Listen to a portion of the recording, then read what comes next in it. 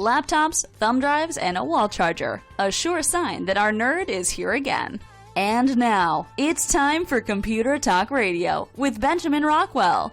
The phone number is 888-NERD. 888. That's 888-6373-888. The website, computertalkradio.com, computertalkradio.com. I'm going to remind you that the entire show is available as a podcast at computertalkradio.com. And the reason why I'm saying that this week is because over the course of this week, there's a lot of content this week, a lot of retrospective as to what happened in 2016, and also looking ahead to 2017. There's a number of different things that might be of interest for you this week. Next week and the following week, we're going to be talking about CES, which is known also as the International Consumer Electronics Show. And there's a lot of stuff there. Next week's show is going to be all about CES, and we're going to have more content than will fit in one show. So look for a lot more content in the following week as well. We're going to talk about the biggest tech topic of the year, fake news. That's going to be coming up next with Matt Fitzgibbons, and that'll be next. Steve Keske and Keith Sedor join me, of course, a little bit later, and we'll end it all off. The end of the show is going to be our Nerd of the Year, someone who has passed on, who's passed away.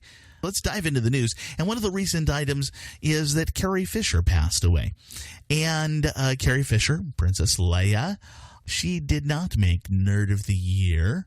However, a lot of the different people who are mourning her definitely are nerds. There's a lot of nerds that are very bummed out. As a matter of fact, this past week on Wednesday, something very interesting happened. A number of fans got together, and they raised their plastic lightsabers to the sky in tribute to, yes, Carrie Fisher. And that was an interesting thing. A number of them did raised their lightsabers up at something called Downtown Disney. That's part of basically Disneyland. But it's like a public area that anybody can access into and go into. And yeah, the pictures are absolutely amazing of thousands of, maybe 1,000 lightsabers raised up. Very cool. And another item that came up just in this last week, we saw a very interesting video released. It is a Tesla. And it appears to be, I'm not quite sure. I think this is in Germany, the Netherlands. Here we go. And in the Netherlands, they see a Tesla. We've got a dash cam going, and it actually starts braking. It starts stopping for an impending accident. It alerts of an accident before the accident actually happens. And that is a certain level of absolute coolness of technology that just is astounding. Actually, the amount of damage in this accident is pretty major too. It's probably not. It's not comforting to the people in the cars that were involved that it was all caught on tape. Tape. Listen to me. It was all caught on tape. It was all caught on video for proof for everybody to see. The United States government can legally access your Facebook data. What? Legally? Yeah, apparently they're just going crazy with more and more requests for access, more and more requests for what the content is, more and more requests for Facebook to remove content from its locations across the internet. This is one of those things where Facebook, they're really moving in the direction of being supportive of the government, which is another reason why we all need to be very cautious. We need to be very careful about what we give Facebook, what kind of concepts that we think of Facebook as. Great. It's a great way to keep in touch. Do we really need to give up our entire lives, though, to keep in touch? And I'm not sure that we do. Now, an interesting thing came from Washington, D.C. as well. The White House said in a report that was released this last week that artificial intelligence is coming and we need to start making preparations in the economy for it.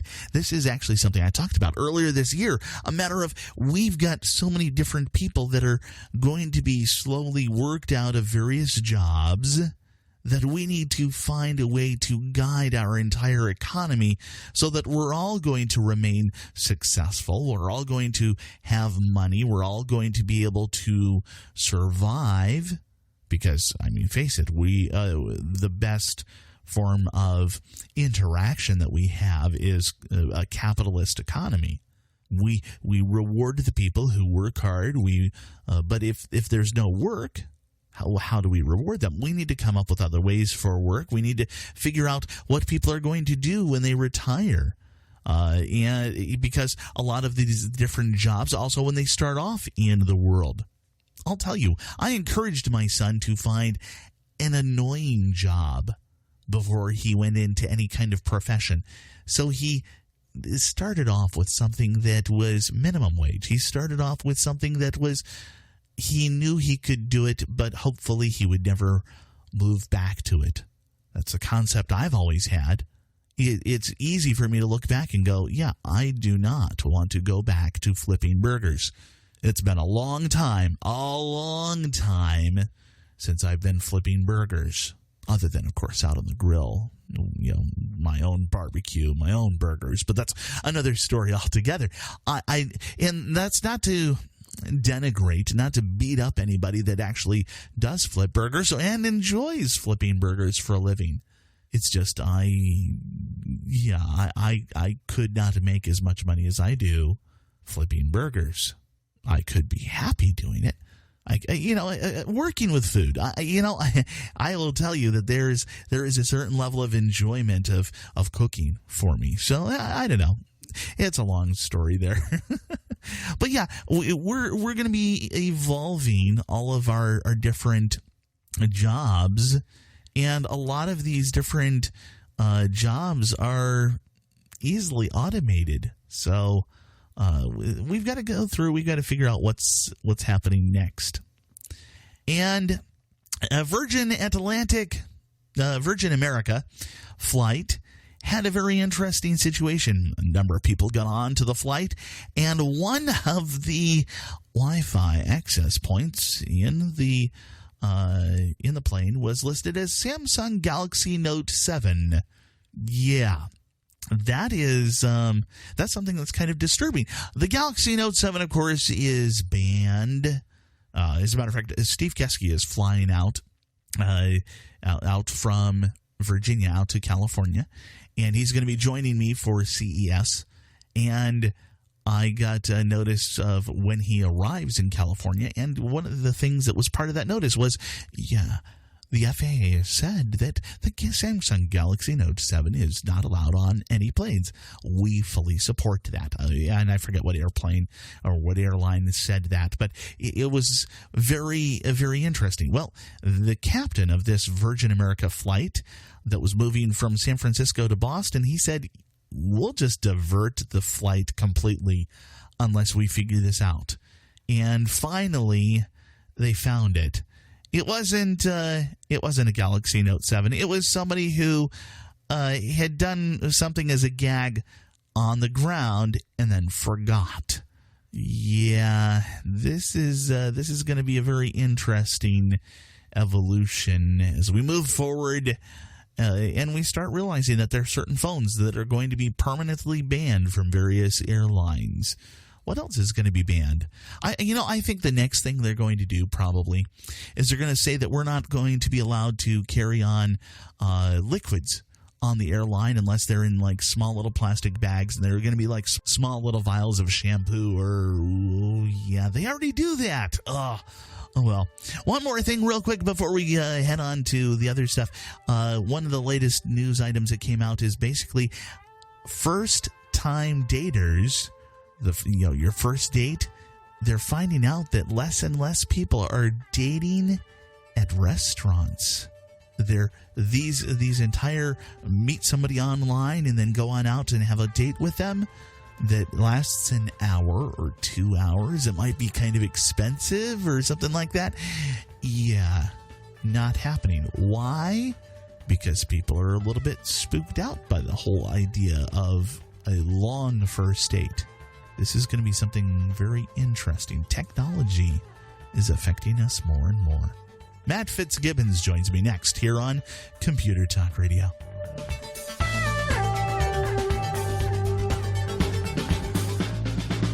Let me tell you about The Radio Factory, an exciting new venue for talk radio. It's the internet, the wave of the present. My name is Benjamin Rockwell, and I'm the host of a syndicated radio program, Computer Talk Radio, so I know the internet is here and now.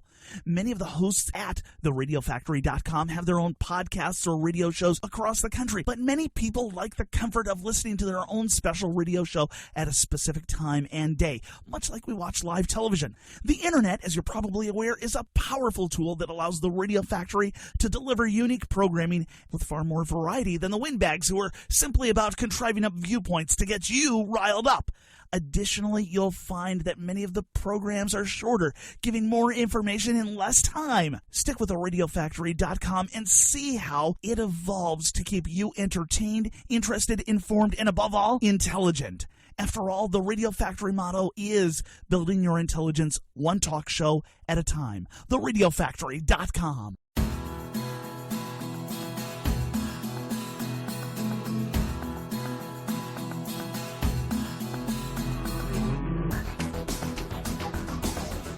The website, computertalkradio.com, computertalkradio.com.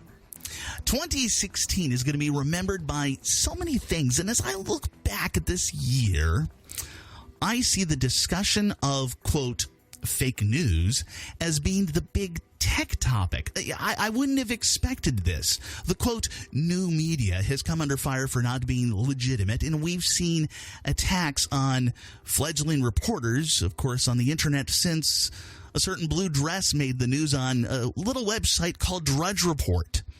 But we've seen this over and over again where there's these accusations of this kind of thing.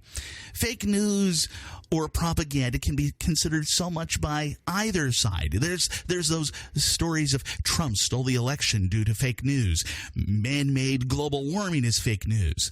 And then we get into the whole concept of people have the ideas of there's the propaganda, vaccines, or the Black Lives or Blue Lives Matter, fracking, genetically modified foods, evolution, who shot JFK, UFO visitors, whatever it is. We could spend an hour listing more of these.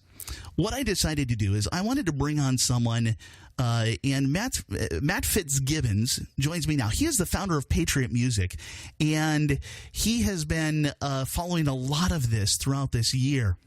Matt, Facebook announced this attack on fake news, and this is just amazing me to no end. How do you see this impacting what people see or experience on Facebook?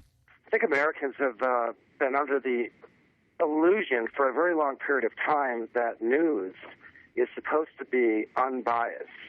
And throughout our history, that's not at all true. Even before a republic, that wasn't true. So, with the advent of television and Walter Cronkite and all the rest of this, we have this kind of false sense of trust, which, because of the advent of the Internet, which is as significant as the printing press, we're starting to realize that it's all kind of a myth. So we're returning to normalcy.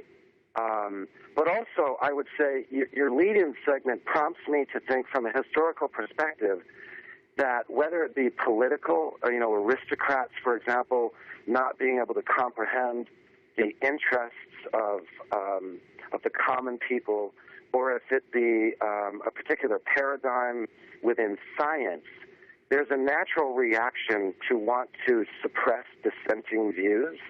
And Facebook is an overtly left-leaning organization, which I think simply doesn't understand and can't comprehend how it is that their anointed candidate lost the election. So their instinct is to suppress information. Yeah.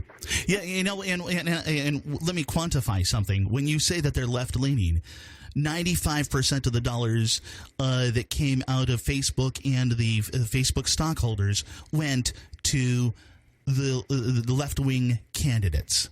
So this is decidedly one real easy identifier. Now, we see so much of the same thing coming out of so many other tech organizations like Google, for example. Sure, yeah. But back to Facebook, the real issue at hand is if they are going to challenge this notion of fake news, then why not, for example, have a panel that represents a wide variety of views rather than going to those organizations that many of us see as overtly left-wing. Yeah. Let's recap, because I've covered this a couple of times as news items over the course of the last few weeks. But factcheck.org, Snopes, and I'm drawing a blank at the other two. Washington Post, if I'm not mistaken. Was it PolitiFact? Was it PolitiFact? Yeah, that's correct. Okay. PolitiFact, that's correct. Fact Check, PolitiFact, Snopes, and I think Washington Post. Yeah, and we already know that these are distinctly over on the left side of the process. Now, they've done a number of different things. They're going down there. They're going to label these as fake news. They've said that they're not going to allow paid promotion of stories that have been marked as disputed. Matt, does this mean that someone could potentially hijack the process by marking every story from a particular viewpoint or a particular author as fake? And what other things do you see that could happen with this? I think from a technical perspective, given how much of the topics that you typically do on your show, from a technical perspective, algorithms and things of this sort, certainly there are things that could be done on the outside, and Facebook could certainly respond. For example, let's say that many average users are offended by the fact that they found some article that they themselves have vetted, and it happens to have what Facebook would deem as some right-wing bent to it, for example, or something they don't disagree with, but it isn't some overt scamming websites that's simply trying to get a viral amount of traffic in a short amount of time with a sensational and obviously false story, right? If they find that their posts that they feel are legitimate are being flagged, people may start to flag what Facebook deems to be legitimate sources as illegitimate.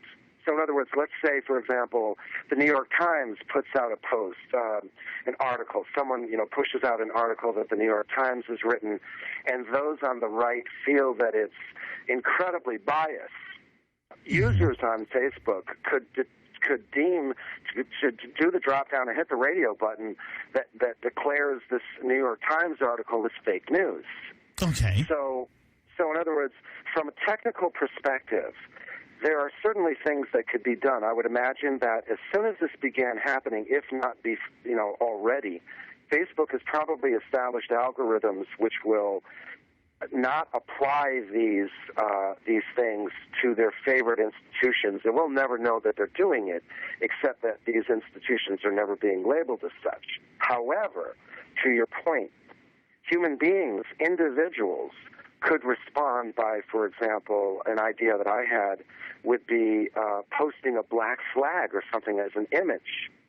As a response. So this wouldn't be using Facebook's internal system and a radio button drop-down, for example, but rather replying to a post with some sort of an image to show solidarity that they feel that Facebook's policy is biased. Oh, interesting. Now, I'm just, so you and I have mentioned, right, already that the fact checkers for Facebook, they're of that certain political persuasion. They're all left-wing. How do you think the reaction would have been in the news had the fact checkers been, I don't know, Rush Limbaugh and Matt Drudge, and I'll go far right. I'll say Alex Jones. What do you think they would have said to that? Well, the difference between the left and the right, and to be completely fair about this, Sure. the entire republic, our republic, is not only left and right. I, for example, identify myself as a states' rights libertarian or as a classical liberal, for example, going back to the American Enlightenment period. Sure. But to your point, the response from the right now is that this is a private organization that has the right to have its own user policies. Facebook is a private company which can do whatever it wants to do, and people aren't, required to use it. However, if you reverse the scenario, you wouldn't have not only people decrying it in the media and saying, oh, this is terrible, this is ridiculous, that they're using Matt Drudge or Alex Jones or whatever other source, for example, to do fact-checking, but I actually think that a lot of the left would be calling for government to get involved. Oh, I hadn't thought about that. Well, this is what the left does. Mm-hmm. I mean, this is what the left does. They begin with a vision of utopia, irrespective of, human nature, irrespective of anybody else's values, and then they superimpose it on their neighbors and demand that everybody get in line, lock, stop, and barrel, usually goose-stepping, whether it's National Socialism, fascism, communism, any other form of collectivism. Their answer is to complete this personal utopian vision using government as a weapon to make sure that everyone complies. Yeah. Hey, Matt, hold on just a moment. We've got a break here. When we come back, let's talk about what the government approaches appear to be as well. We'll be talking about that here on Computer Talk Radio. I'm constantly looking for the right place to get computer hardware. It's not easy, as there are so many stores that have gone out of business, so many shady characters online, or they're simply not capable of handling diverse needs. In 1979, two guys got together and built a computer company that could serve your nerdy needs. Micro Center. The wide range of products at Micro Center includes even the latest of Raspberry Pi, Arduino, and other hobbyist-level computers. They also have drones. They've got them in all price categories, from toys to, oh boy. Look, you're looking for console gaming, home automation. Micro Center's got that. Hardware, software, accessories, or, well, whatever. It doesn't matter. From Apple to Zyxel, Micro Center has what you're looking for. 25 stores across the nation, or you can check them out online at microcenter.com. That's microcenter.com.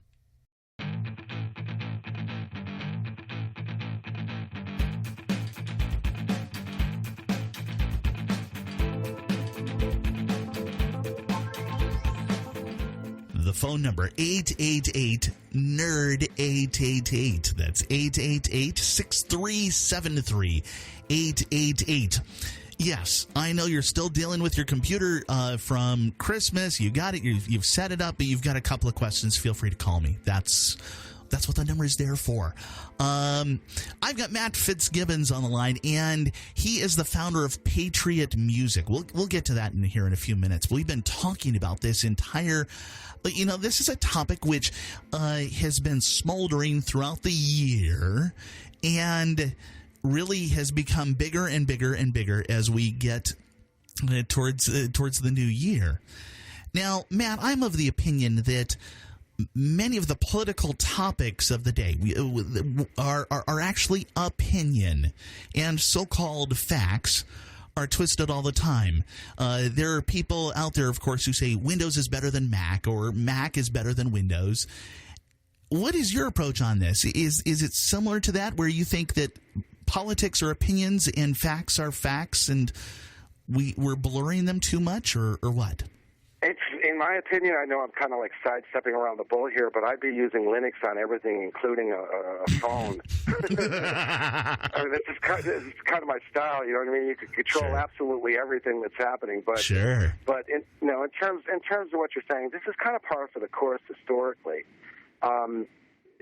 This is not science, but even science. I mean, when we talk about global warming, for example, it's important whenever anybody brings it up with me, I have to ask them or stop them often and say, well, wait. Are you talking about global warming, or are you talking about anthropomorphic global warming? Sure. In other words, man-made global warming. So a lot of the discussion is in the premise from a logical perspective, if you're going to make some sort of a syllogism, right, you must have an understanding of the definition of the premise.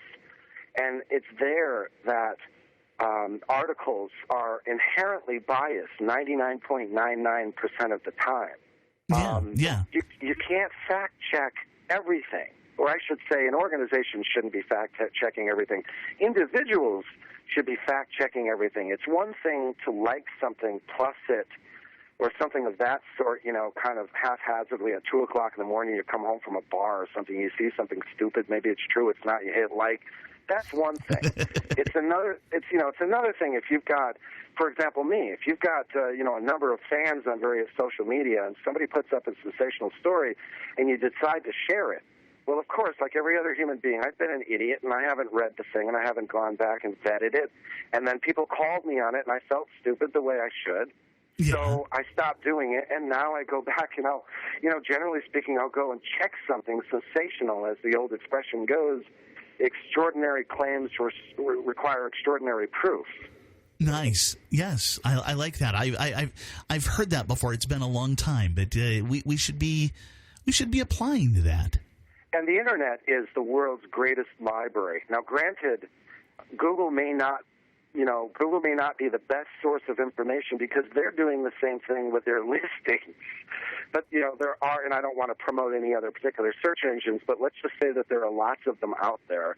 And there are certainly ways for people to get alternate views on anything. And it doesn't take very much time to be able to fact-check something sensational. My preference with the social media platforms don't do it for me. Okay. All right. Yeah. Now, we've heard something just recently, just in the last few days, here at the closing of the old presidential administration and during this Christmas rush, called the Portman-Murphy Bill. It's entitled Countering Disinformation and Propaganda Act. This thing says that the government is going to fight against state actors, which would be, of course, you and I both know this is Russia, China, and so forth. But they're also going to be fighting non-state actors. So I read that as anyone that doesn't pull the government line. What's going on here? What do you think this is all about?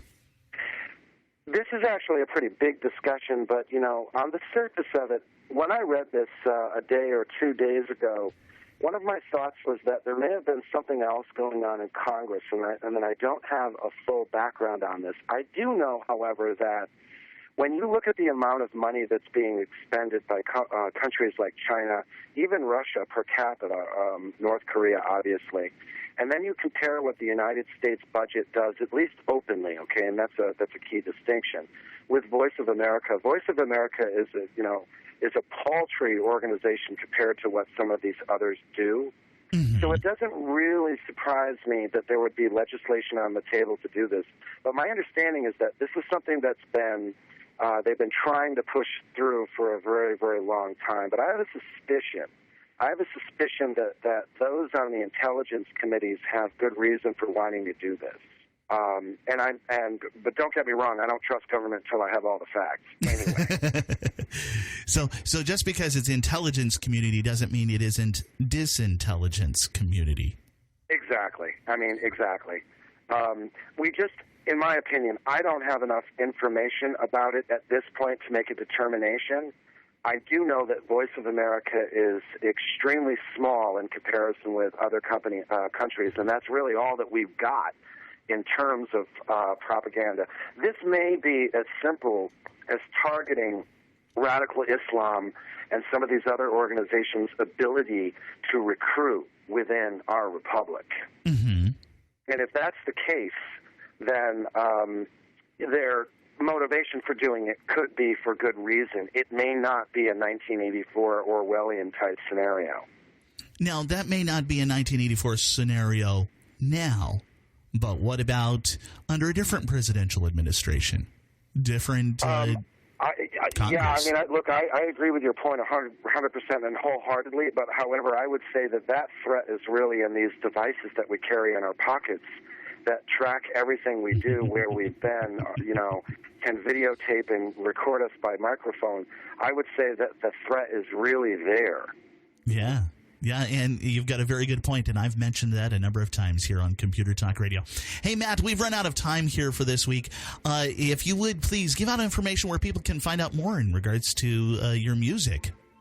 My website is patriotmusic.com, where I have 4 albums. I create videos based on individual liberty, the philosophy of natural rights, and I write articles, and periodically I do my own radio show, which is not nearly as segmented, and it's very sloppy, but it's fun, and that's called Patriot Pub. Everything's available at patriotmusic.com.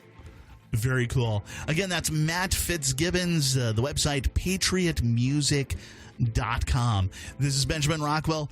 We'll be back with more Computer Talk Radio in just a moment. Hi, this is Benjamin Rockwell. Most of us use digital cameras nowadays, but what do we do with those old pictures and slides in the back of the closet?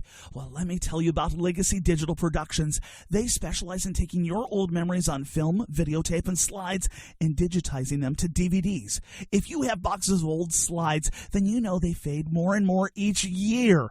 Let Legacy Digital scan them for you and stop the aging process dead in its tracks. You'll get beautiful 10-megapixel digital files, color-corrected and ready for printing. All this is done faster and cheaper than buying a film scanner and doing it yourself. Your files are then burned onto gold archival DVD discs where they will last for generations. Call right now, mention my name, Benjamin Rockwell, and receive a 30% discount on your order. Call toll-free 1-866-2-LEGACY. That's 1-866-2-LEGACY. And tell them Benjamin sent you. Your memories are priceless, so call 866-2-LEGACY now.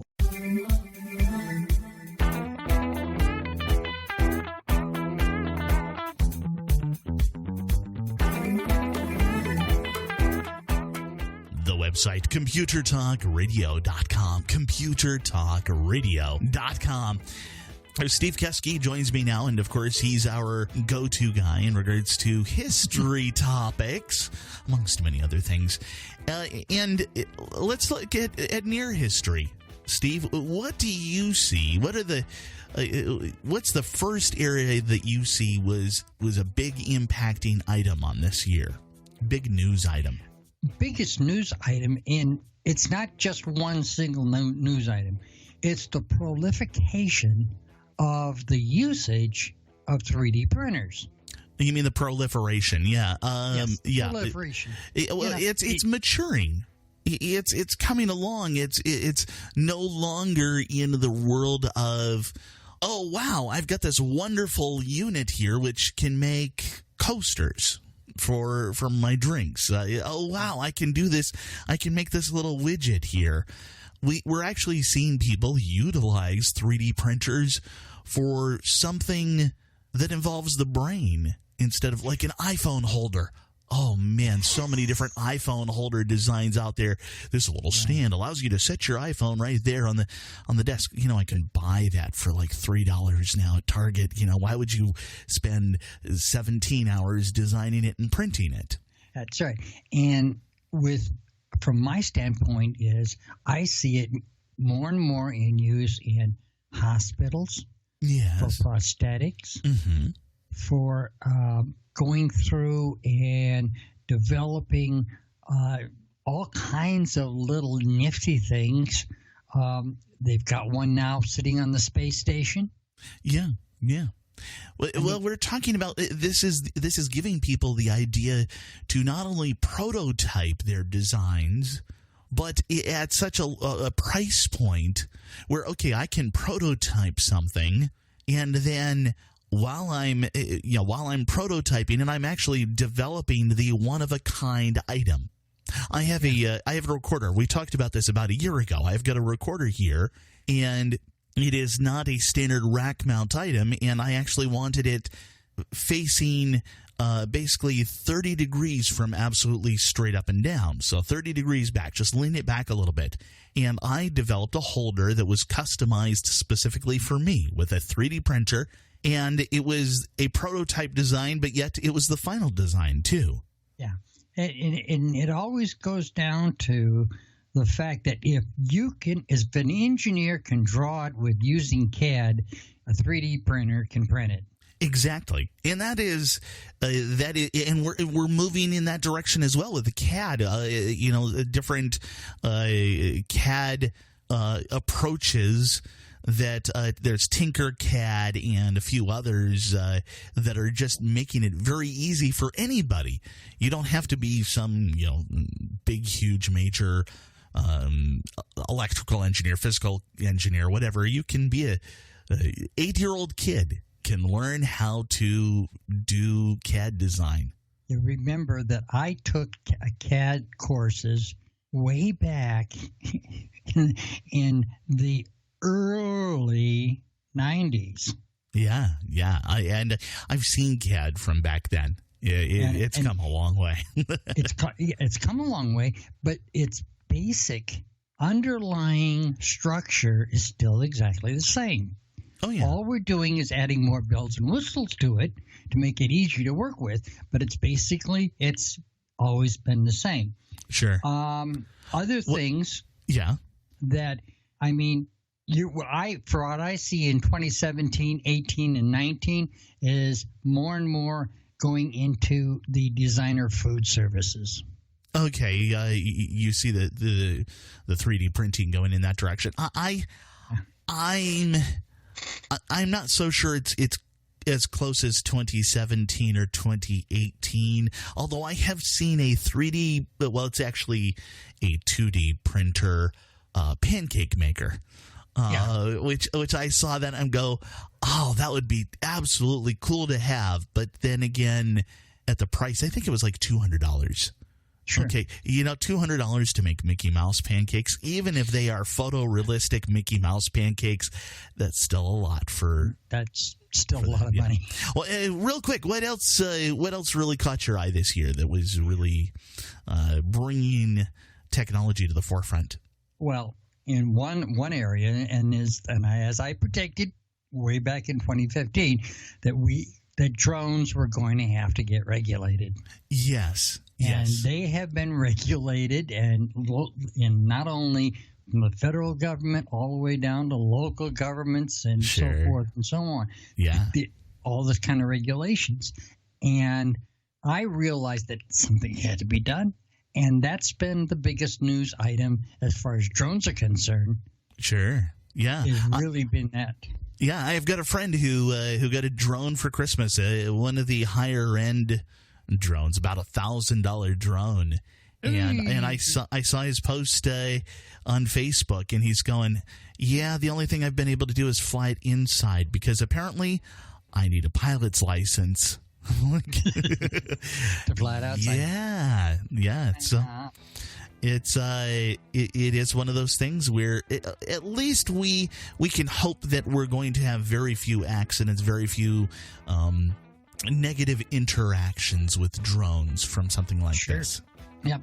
And then there's always, your iPhones and these batteries. And I think what they're doing is they're trying to miniaturize something that may not really truly be tested to its limits. Yeah. And that's why we're having problems with them.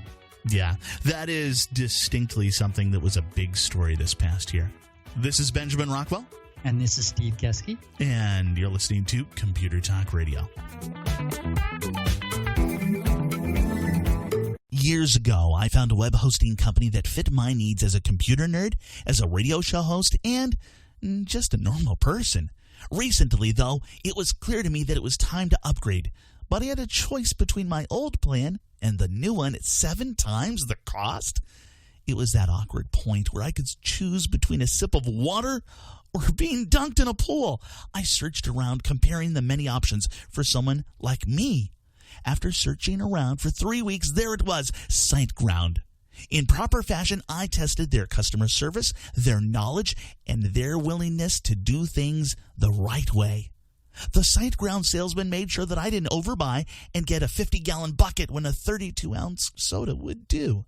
These guys know WordPress, Joomla, and regular standard websites. These guys at SiteGround are awesome. SiteGround.com. Site, S-I-T-E, ground.com.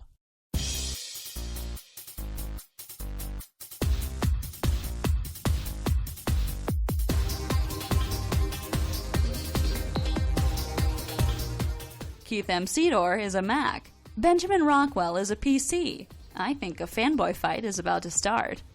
So now we go to Keith M. Sedor. And Keith, of course, I am very interested in what you think was the big impact in tech over the course of this last year, of 2016.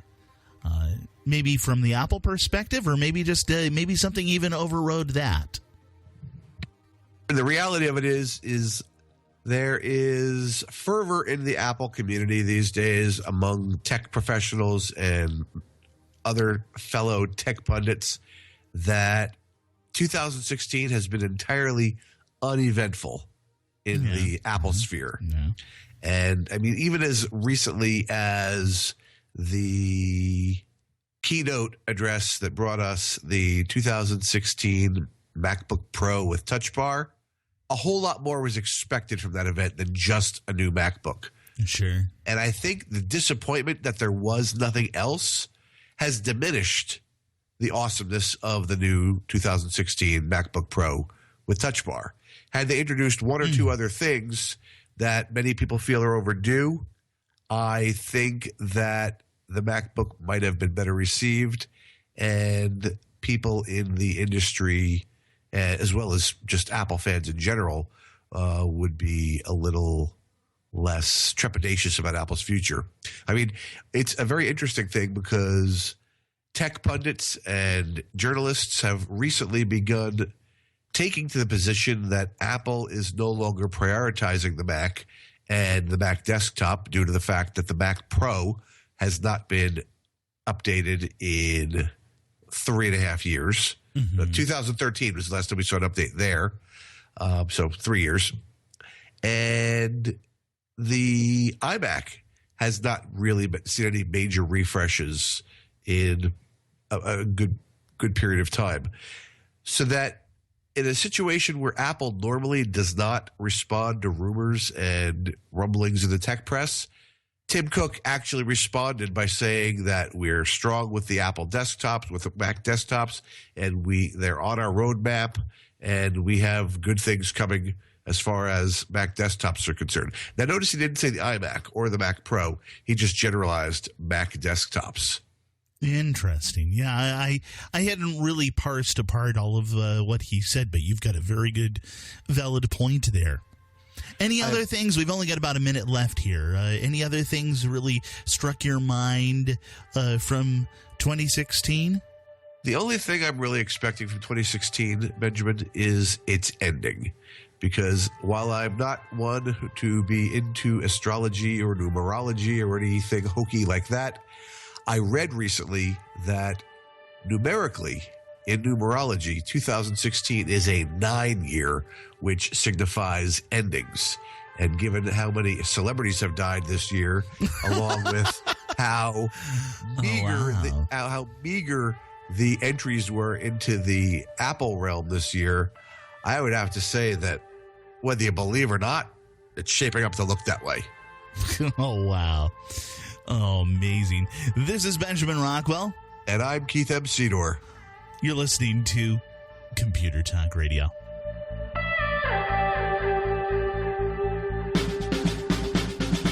Let me tell you about The Radio Factory, an exciting new venue for talk radio. It's the internet, the wave of the present. My name is Benjamin Rockwell, and I'm the host of a syndicated radio program, Computer Talk Radio. So I know the internet is here and now.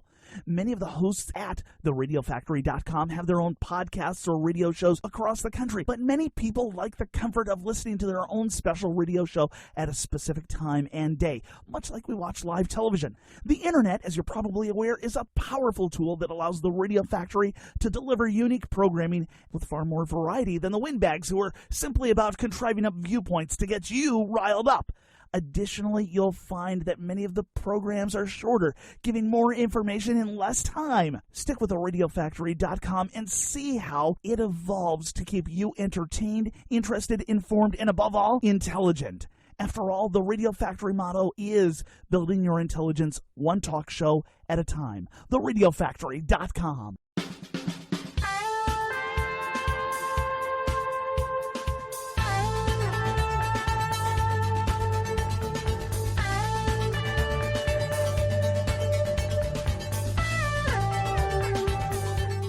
Across the country, folks are listening to A Nerd? Yep, helping you make sense of technology. Here's Benjamin Rockwell with Computer Talk Radio. The website, computertalkradio.com, computertalkradio.com.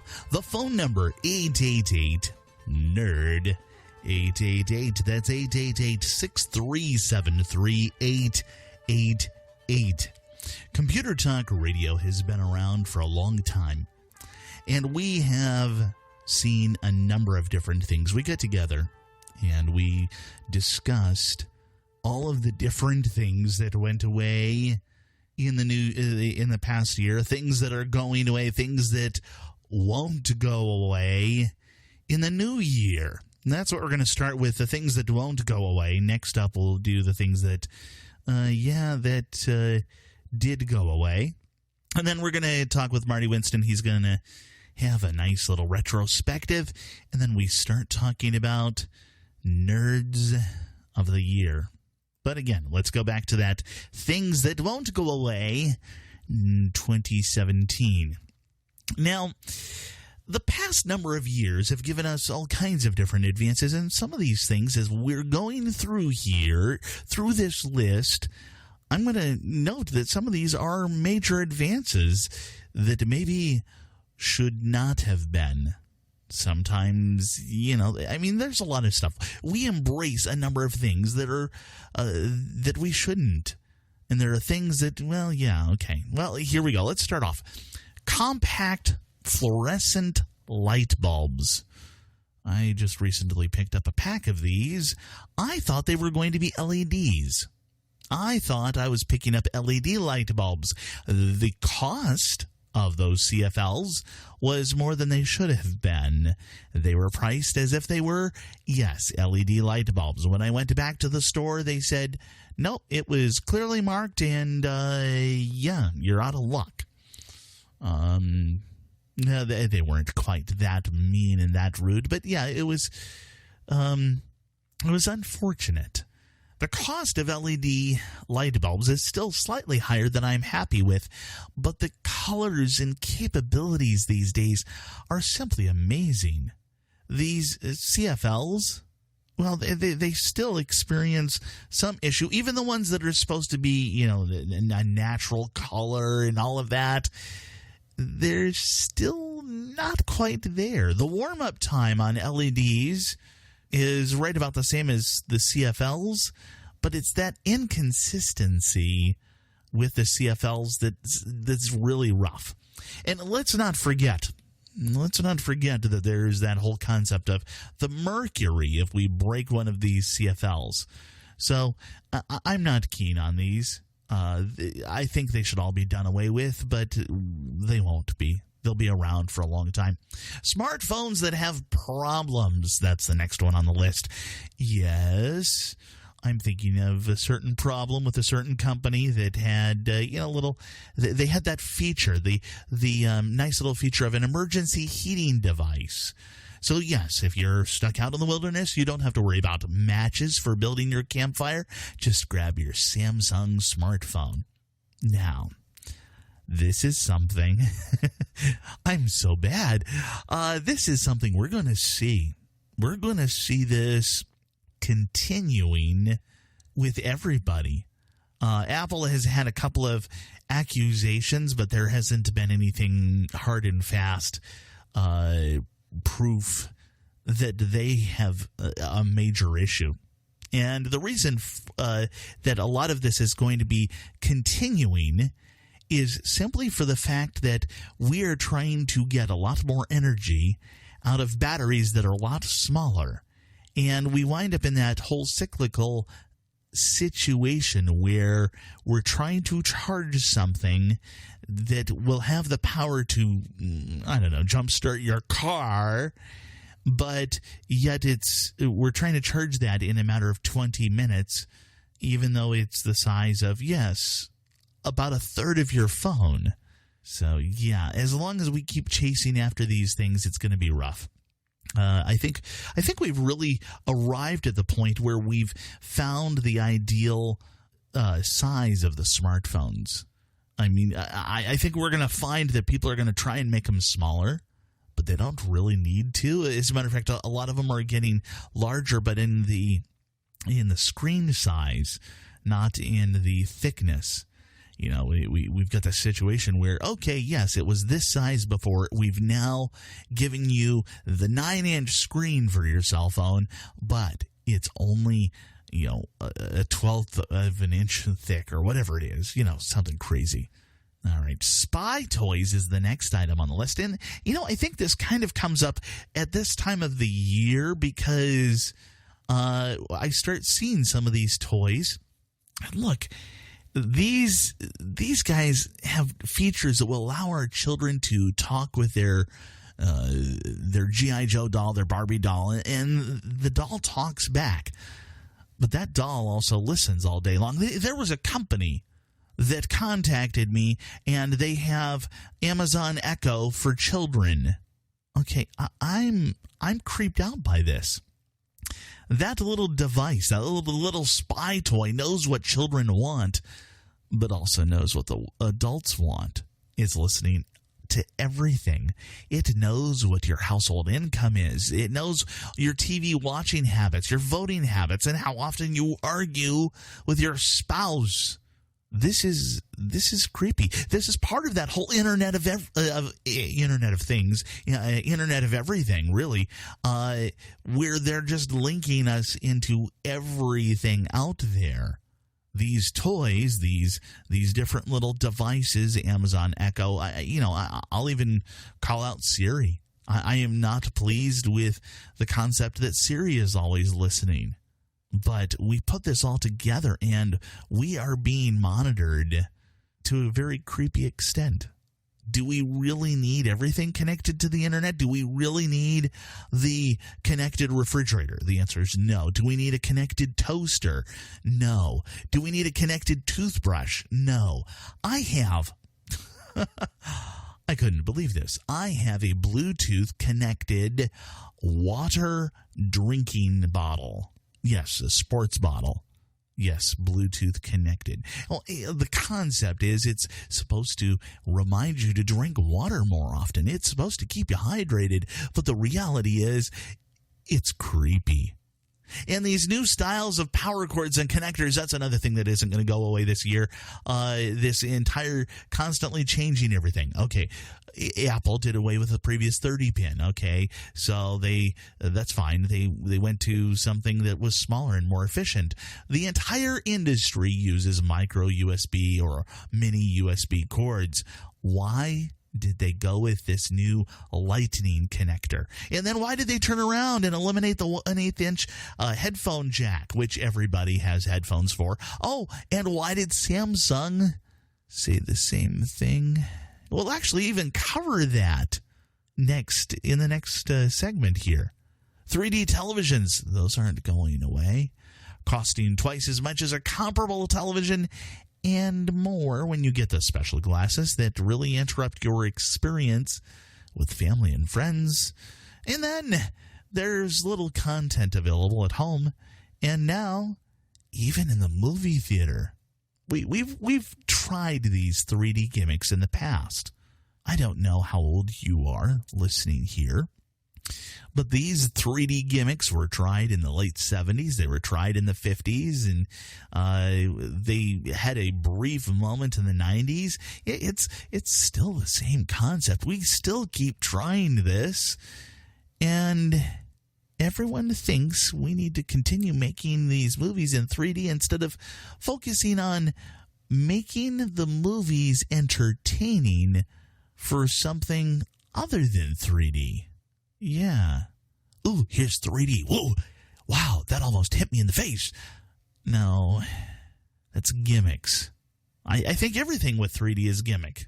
Virtual reality is almost a gimmick as well. Yes, I like the idea of basically surround sound, but this is surround vision and bringing that concept to being more around us. But virtual reality, more often than not, is not reality, but a cheaper, lesser quality view on whatever it is that we wish to view. I keep looking in these screens and I'm going, yeah, I can still see the pixelation.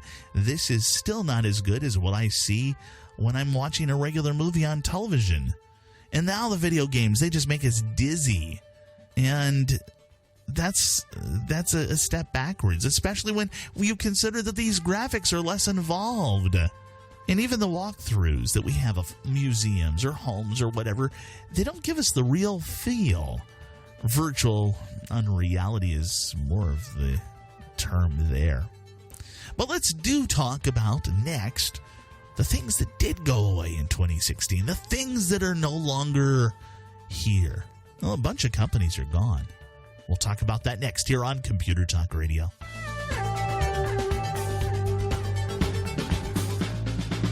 Let me tell you about the Radio Factory, an exciting new venue for talk radio. It's the internet, the wave of the present. My name is Benjamin Rockwell, and I'm the host of a syndicated radio program, Computer Talk Radio. So I know the internet is here and now.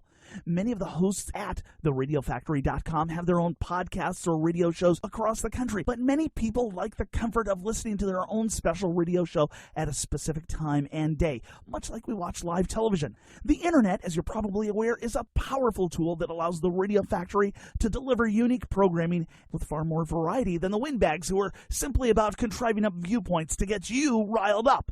Additionally, you'll find that many of the programs are shorter, giving more information in less time. Stick with theradiofactory.com and see how it evolves to keep you entertained, interested, informed, and above all, intelligent. After all, the Radio Factory motto is building your intelligence one talk show at a time. theradiofactory.com.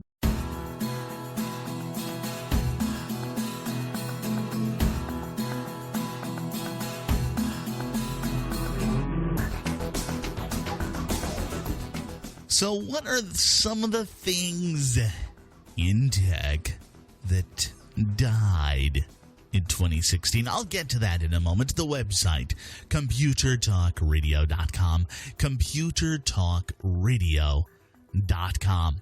That is, of course, where you can find all kinds of different ways to contact us. We still have the buying guide, the computer buying guide up there. Of course, some of that's going to change just a little bit. Actually, no. I mean, we've gotten word that Intel is going to have some new announcements in regards to processors at CES next week and the following week. But we'll get to that later on. Let's get to that whole tech that died in 2016.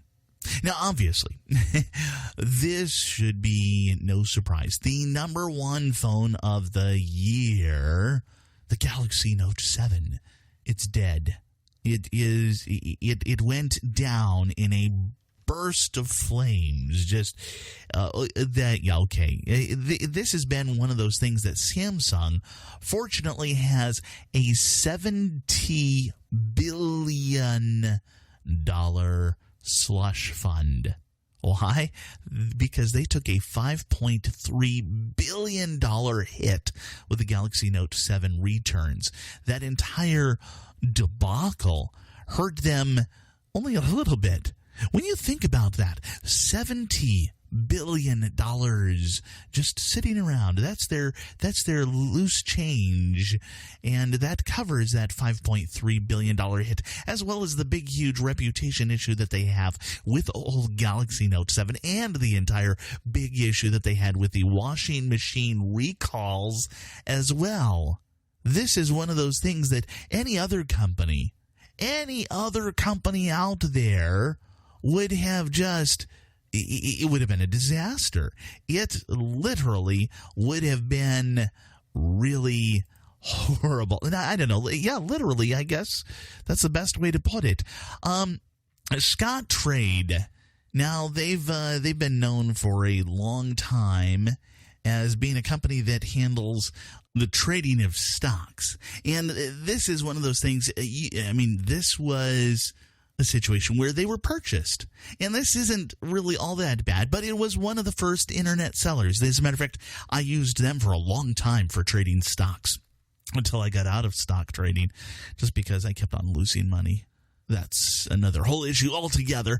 Vine.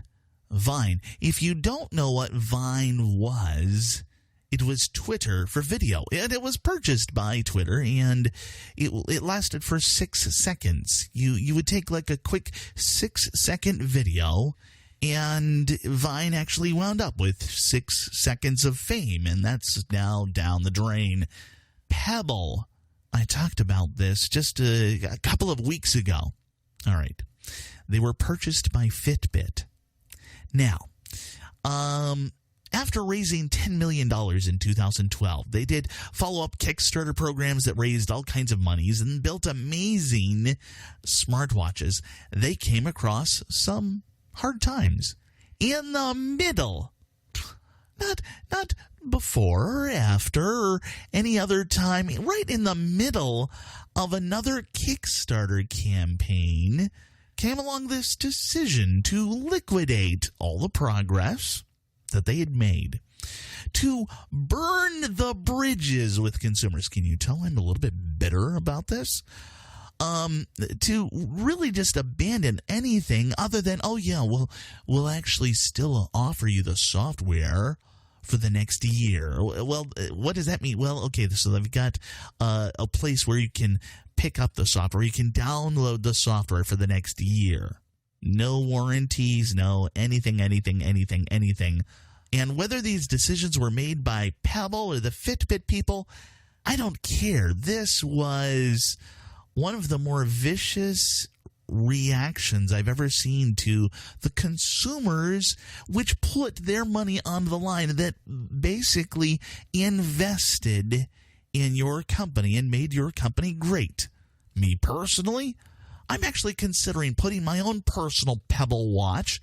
This wasn't one that I got via review or anything like that. I put my own money into this. I'm thinking about putting it into the microwave and just hitting start. Little sparks flying out of there.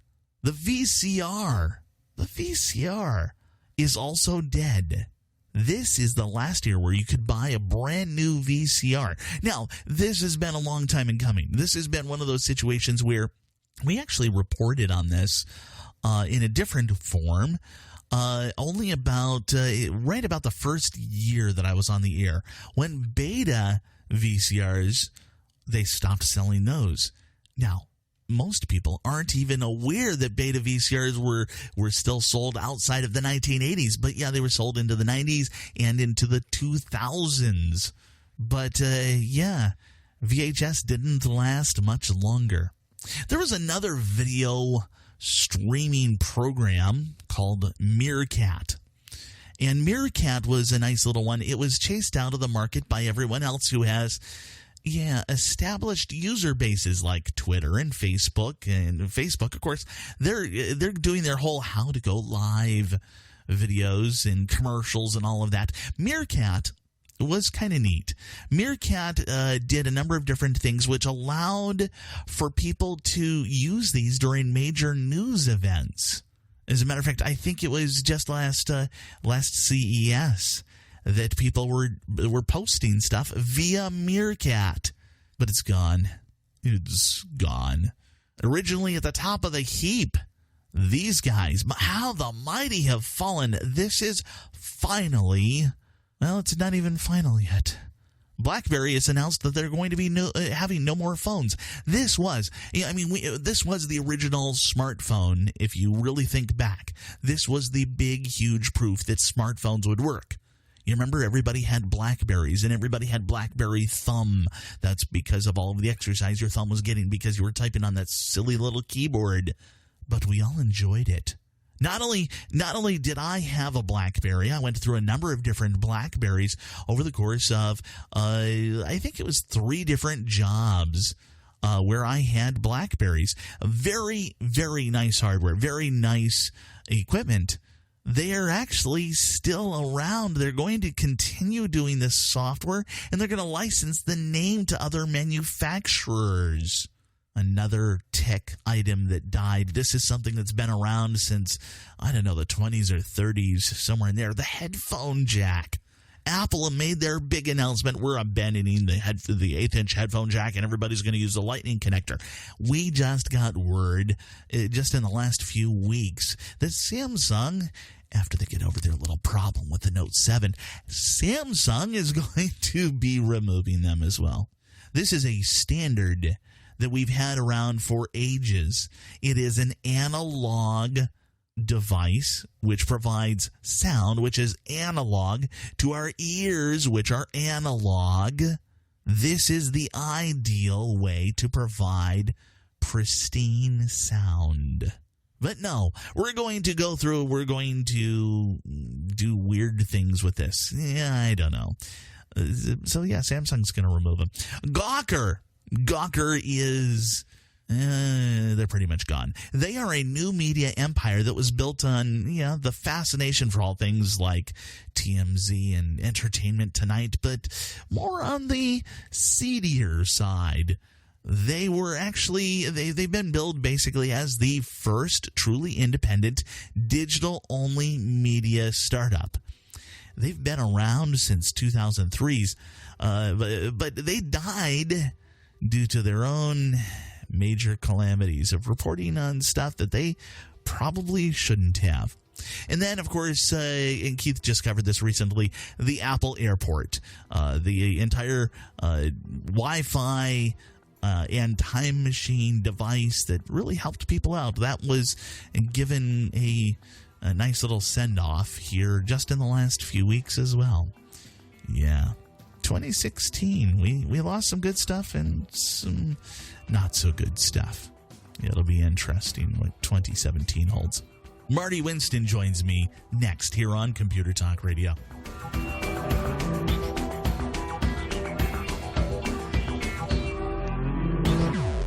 I'm constantly looking for the right place to get the things that are on my nerd wish list.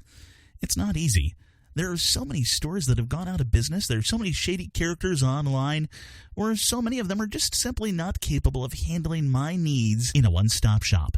In 1979, two guys got together and built the brick-and-mortar company that could serve your tech needs. Of course, today, they've got an online presence, and it's called Micro Center. They've got tablets, iPad, yes, but also Android and Windows and all the accessories, too. They've got laptops, desktops, all-in-ones, Windows or Apple, of course, all covered here. Motherboards and processors, and okay, all right, who are we kidding? It's really everything to build your own PC. Keyboards, mice, surge protectors, software, tools, and thumb drives. Enough. Look, from Apple to Zyxel, Micro Center has what you're looking for. 25 stores across the nation, or you can check them out online at microcenter.com. That's microcenter.com.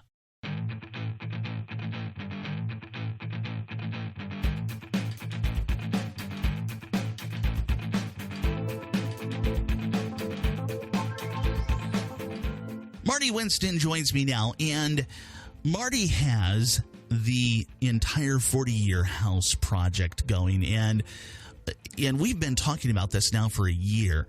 And actually, I know this has been going along for a lot longer, Marty. How long have you been working on this entire concept? The seed probably was 3.5 years ago, and it was at that point a mental exercise. Since it's an exercise that's made me mental. So how has it evolved over the course of the last, we'll say through the entire project, I guess? What did you originally envision, and how has it evolved? Well, when I started with the off-the-shelf stuff, Z-Wave and Zigbee and these little controller things and things that don't talk to each other and all of that noise. And I thought, well, surely they'll get their act together in a year. Maybe I can just use all of their off-the-shelf temperature sensors and proximity sensors and passive infrared sensors and this and that and the other thing and make everything work out just fine because, wow, look at all the stuff they have out there. Big mistake. Big mistake. My fear on something like that would be a matter of none of these, we still haven't seen them kind of evolve to figure out who is going away. Although we've got some idea, but this is still in kind of that phase of the Blu-ray versus HD DVD. Oh yeah, everything's really tribal, and it's all fights about, we can talk to your system, but ours has to be the boss. Yeah. Everybody wants to be the boss. That's just the way life is. Right. But, the more I got into it and the more I talked to companies, and you've seen me do that. Yeah. And the more that I looked at the products and thought about what they were doing and compared it to how products usually evolve. Mm-hmm. Yeah. The more I thought, are these guys smoking it? What's going on? Yeah. We have things that don't talk to each other. We have people fighting each other instead of trying to grow a category in their own prosperity with it. We have things that all need batteries. Mm-hmm. That's fine for the first 6 months. But if you've got, I don't know, the 20 sensors and 10 actuators and 8 of something else around the house, and one of the batteries starts getting weak and going, what consumer is going to be analytical enough to do the troubleshooting to trace the thing not quite working right to a dead battery somewhere? Right. Especially when you've got, now all of a sudden I'm going to replace 20 batteries throughout the house. I guess that would be okay, considering all of the extra batteries you've got left over after Christmas. Oh, wait. No, the kids stole them all. But that's all right. And then, you've got all these little white lumps everywhere, all these wall measles. Yeah, and do you know a spouse anywhere who's going to put up with that? It didn't work for home theater. It didn't work for home-built alarm systems. It didn't work for stereos. Get those ugly wires out of my living room. Then for big speakers, get those ugly boxes out of my living room. They're not furniture. Get blank, ugly, blank, whatever out of my living room has killed a lot of would-be trends in computer and consumer electronics. Yes, definitely. So what are the other areas that this has evolved for you? Well, in thinking about it, you think, okay, well, if I take every light switch and kind of hide a couple of sensors behind it, maybe that'll let me put together some reasonable information. Mm-hmm, and it might have, but it is chaos to try to deal with that. You're reading sensors at random times, and you're not really sure if one reading's equivalent to the next. And even if you're wired, never need a battery, hidden everything, and it's all over the place, it's still not organized. And until you organize the nerve endings of your automation, all you've got is chaos. You can't possibly deal with it. And what computer? Can you imagine taking a computer that's trying to monitor 2,000 sensors at once? A little bit of a chore there, yes. Yeah, and then how to use that information intelligently. So one of the first things I decided was I can't go off the shelf. Okay. I have to put together my own answer to these needs. And I looked at the component end and the industrial end and the commercial end, and I started to find some really wonderful answers to how to make the technology work together. So once I found these answers, I started looking at how they communicate. And you know how most of them communicate? What's called cold contacts, switch closings, relays. Yeah, okay. Now, that's easy enough to recognize, and that's helpful. And, you can borrow on things like the coils that they use to open driveway gates. Yes. Well, I can put that in my driveway and know if something big and metal is coming or going. So a lot of it is borrowed technology. You've seen the little $3 ultrasonic heads, right? Yeah. Bing bang, sonar, because it's not in water, but the distance to something. And I thought, okay, how's that useful? And I've seen these things put at the end of a garage, but their range is limited. Sure. Then I thought, hey, wrong axis. Don't go x-axis, go y-axis. So then, okay, put them overhead. We'll know whether it's in an open garage door or a car or a floor. And that kind of information, that simple kind of information, is enormously more useful. So a lot of what I did was to decide I have to cluster a whole bunch of small computers, Raspberry Pi level computers, let them talk to each other. I learned that I can't count on wireless for the communications. There's too much data happening too often to trust on these mesh networks to get it communicated successfully in the order in which it really occurs. Wired Ethernet, 100 megabit is really economical. Sure, yeah. Yeah, and all the Raspberry Pi supported. So looking at those things, finding that lovely Panasonic sensor that does a thermal map of an entire room all at once. Things like that started making everything come together for me, and it really made the technology more approachable, made it easier to handle. There are other things on the structural side, and we can get into them with other visits, but every time I turn around and talk to another expert, I get more inspirations. I'm dangerous that way. Hey, you've given me a great idea. Oh, hey, that's a good idea. I wonder if I could take it like 5 miles further. And I hear that on many of the segments we've covered throughout the year. Have you been telepathic? Yeah. This has been a fun, exciting year, just seeing how this has all evolved. And the 40-year house is just an amazing project to me. I love this. The website, if you want to check this out, it's 40yearhouse.com, 40yearhouse.com.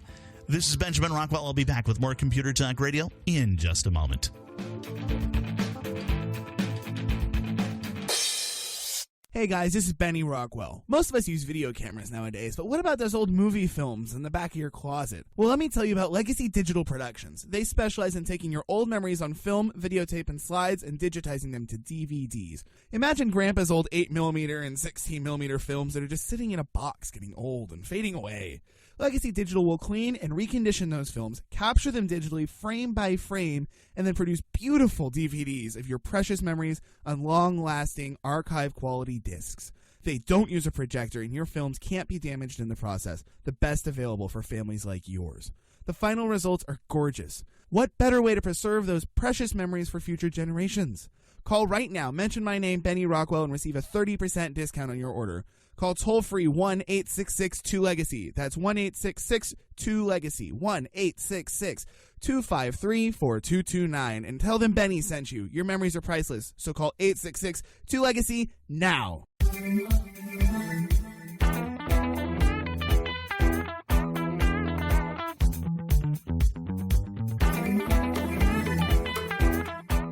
Keith M. Sedor is a Mac. Benjamin Rockwell is a PC. I think a fanboy fight is about to start. This is the time of the year when we start talking about all of the various nerds that have passed. This has been an amazing month, just with a matter of Carrie Fisher passing away and a few other big names in the industry. Just forget the industry. Shocking. Just sci-fi alone. I mean, Star Wars saw so many deaths this year. The most prominent, of course, is Carrie Fisher. Yeah, which is she was the People's Princess in space. Yeah, as opposed to Diana, who was the People's Princess on Earth. Yeah, we people might have heard that Kenny Baker passed away. Played R2-D2, but also the inventor of R2-D2, Tony Dyson, passed away. Dyson, yes. As did Count Dooku, Christopher Lee. Yeah. Oh, that's right. I forgot about that one. Yeah. For those out there who actually care about the prequel trilogy, which I know you and I do not, still, fair enough. Yeah. For all of his contributions to sci-fi and horror, we still have to remember him. And then we had I don't know, you and I had a very interesting Nerdcast a while back, and I said I included a movie as one of my favorite Star Trek movies, Galaxy Quest, absolutely. And I'm so disappointed about the passing of Alan Rickman, Benjamin. And it's even more disappointing what I learned recently, according to Sam Rockwell, who played the plucky comic relief. In normal Star Trek lore, he would be a red shirt. Yeah. He would have been a red shirt until he was brought back in Galaxy Quest Continues. And Sam Rockwell had told Nerdist recently that they were going to do a sequel on Amazon, and everybody was ready to sign up for it. But then Alan Rickman passed, and Tim Allen wasn't available because he's already got his own show. He's got Last Man Standing on ABC, and everybody's schedule was all weird. And scheduling was one thing, but Alan Rickman was irreplaceable. I mean, that would be like trying to replace Spock with the rest of the original crew. Were you to do an original Star Trek show? Sure. Now, we also had this was an interesting year as far as music too. Two very big nerd pioneers in the pioneers in music, but pioneers in the computer world as far as music goes. Both Prince and David Bowie. Well, not even just that, but just this week with George Michael. I mean, people don't realize the composer that George Michael was. Well, he was the frontman for Wham.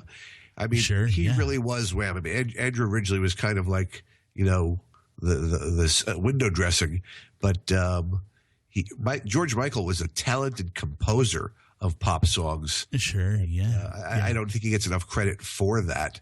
And but Prince is very interesting because he has vaults full of fully tons recorded, of vaults, yes. fully produced albums, not songs, albums that have never seen the light of day that may. Yeah. So that would be very interesting. That's going to be a very, very interesting entire unfolding how that's all going to all go. John, David Bowie. David Bowie is another one that doesn't, in my opinion, get enough credit for his influence on sci-fi because with his Ziggy Stardust and a Space Oddity.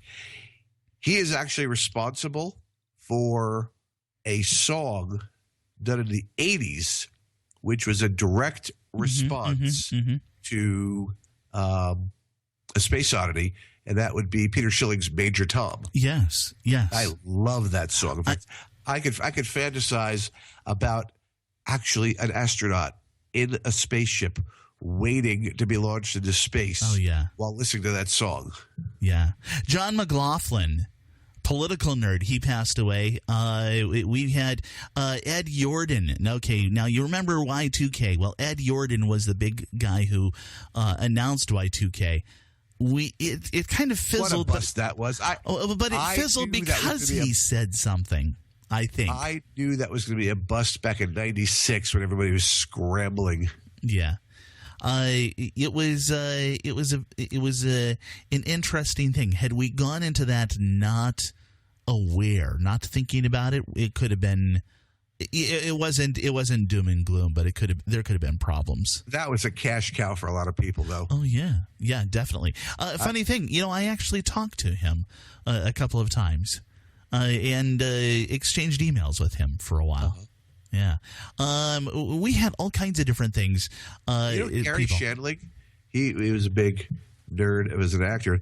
Funny thing was, I was a huge Gary Shandling fan. He used to have a show that was kind of Carson-esque, Tonight Show-esque, a real-life look at what it was like to make a late-night hosted show.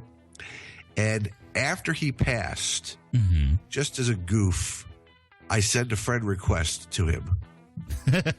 And wouldn't you know it? Somebody accepted my friend request. Oh, man. Somebody was administering his Facebook page at that point. Oh, wow. Yeah, a number of other people. So Gary Shandling accepted my friend request from the beyond. Dun, dun, dun. Oh, man. The list goes on. But when I come back, we're going to cover two more names. One is, our Nerd of the Year. Inspired so many people. This is Benjamin Rockwell. And I'm Keith M. Sedor. I'll be back in just a moment. Years ago, I found a web hosting company that fit my needs as a computer nerd, as a radio show host, and, well, a normal person. Recently, though, it became clear to me that it was time to upgrade. I had a choice between my old plan and the new one at 7 times the cost. It was that awkward point where I could choose between a sip of water or being dunked in a pool. I searched around, comparing the many options for someone like me. After looking for 3 weeks, there it was, SiteGround.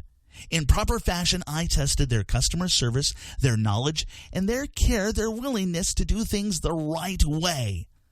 The SiteGround salesman made sure that I didn't overbuy and get a 50-gallon bucket when all I needed was a 1-gallon bucket. The folks at SiteGround know WordPress, Joomla, and more.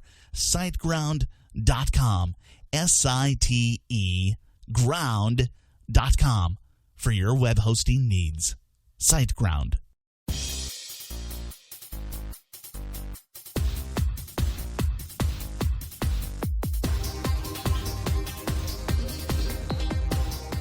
We had so many names in technology that passed on this past year.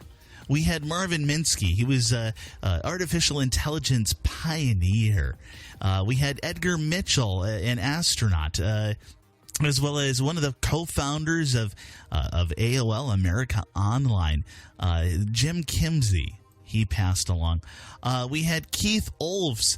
This is a money guy. He bankrolled Amazon and Google and Sun. And we also had Robert Palladino. He was the guy who inspired the typography that comes with Macintosh, as well as Louis Myers. He was one of the co-founders of South by Southwest, that festival. So many different names, but there are two names that really rose up to the top. David Bennell. He put together this magazine back in the early 80s called PC Magazine. This magazine wound up in the late 80s. It was this monstrously thick, almost catalog of all of the available computers and technology and commentary and all kinds of different, you name it, all kinds of articles. There was code. There was actually, you could open up PC Magazine and find various references to the coming future of computers. To this day, PC Magazine, the website, is one of the big, huge technological resources if you want to find out what's going on in the news. But all this paled in comparison to a gentleman who said that his faith in God was made stronger by one simple act that he did. Yeah, he was the first American to orbit the Earth. We just talked about him just earlier this past month when he passed away. And when I sat down and I figured out all of the people that passed away, who affected the nerds the most, who affected us as a people, as a country the most. Yeah, John Glenn. This guy, he not only was the first American to orbit the Earth, he also, still to this day, in the 90s, in 1998 I think it was, he was the oldest human to go into space. He still has that record. He was 77 years old, going around the Earth. That is just amazing. Most people at 77, they're not thinking of taking off on a spaceship for real. Yeah. While in orbit during his second time in space, he said it is impossible not to believe in God after seeing the Earth from thousands of miles above. Quote, to look out at this kind of creation and not believe in God is to me impossible. It just strengthens my faith. Wow. He also mentioned that he prayed every day during his second historic flight in space. John Glenn is our Nerd of the Year. You're listening to Computer Talk Radio. We'll catch you next week.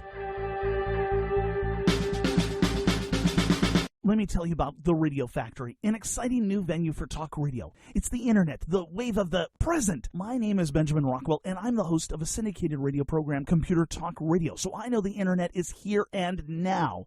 Many of the hosts at theradiofactory.com have their own podcasts or radio shows across the country, but many people like the comfort of listening to their own special radio show at a specific time and day, much like we watch live television. The internet, as you're probably aware, is a powerful tool that allows the Radio Factory to deliver unique programming with far more variety than the windbags who are simply about contriving up viewpoints to get you riled up. Additionally, you'll find that many of the programs are shorter, giving more information in less time. Stick with theRadioFactory.com and see how it evolves to keep you entertained, interested, informed, and above all, intelligent. After all, the Radio Factory motto is building your intelligence one talk show at a time.